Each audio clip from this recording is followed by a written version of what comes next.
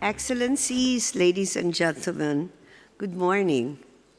I'm truly honored to be part of this year's World Government Summit.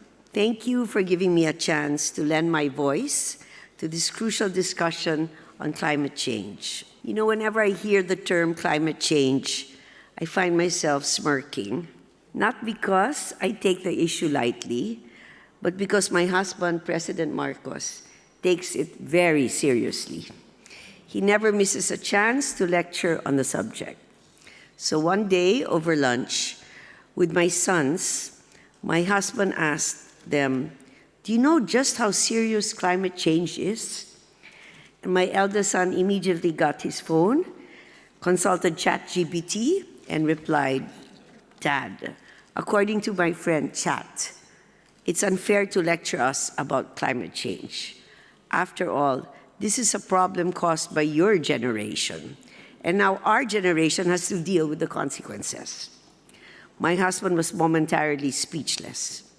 Then my other son chimed in and said, "And by the way, Dad, we shouldn't call it climate change. We should call it climate crisis." And they were right. We're indeed facing a crisis, and I'd like to share with you today some insights from our country, from where we sit. Our country is among the most vulnerable nations to climate change.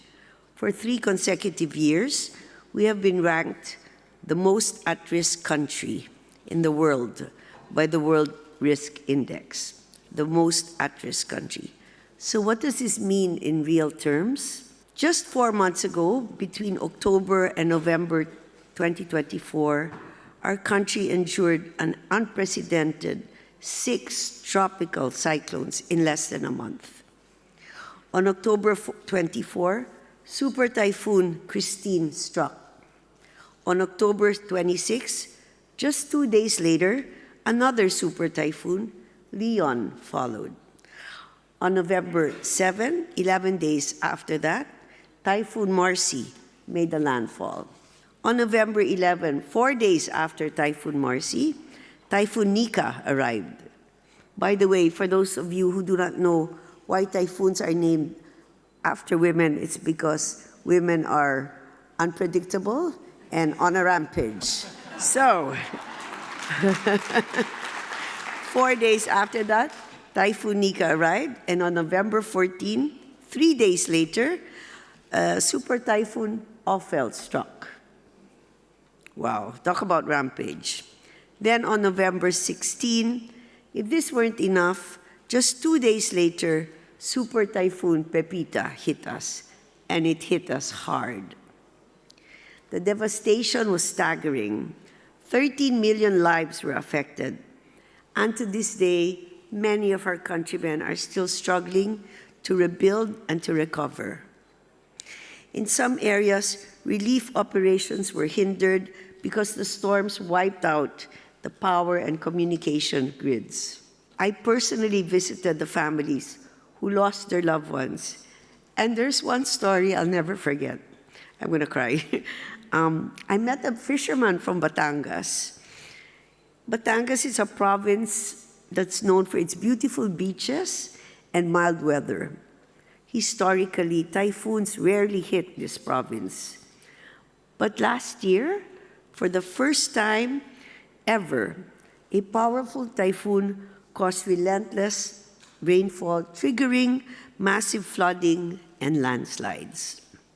This fisherman, his name was Edwin Mendoza, saw a nearby house collapsing because of the raging river. And so he rushed over to save the people inside. They were submerged in water, they couldn't swim, so he rushed there to save them.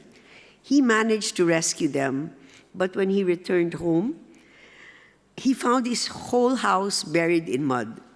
His entire family was lost in the landslide. That's him over there. I met him a week after this incident, and he was still in shock.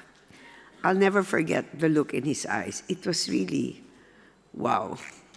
I guess what I'm trying to say, apart from all the drama, is that climate change is not just about statistics.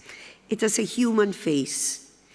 a face that belongs to millions of families suffering the consequences of a crisis that they did not create. So what is our commitment? Despite being a developing nation, our country is deeply committed to climate change. As part of our broader socio-economic transformation, we are working towards a 75% reduction in greenhouse gas emissions by 2030.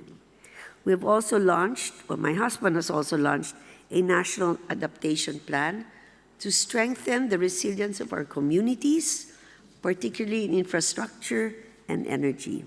The unfortunate truth, however, is that no country can solve this crisis alone. We need global solidarity. The time to act is now. Let's please harness innovation and collaborate across borders to develop real, lasting solutions. There's three things. The second, let us share our best practices and technologies to ensure a just energy transition. And lastly, let us please empower future generations with the knowledge and tools to tackle climate challenges head on. I think we must all do our part, and we must do it together. Let's not wait for another crisis to force us into action. The time to act is now. Shukran.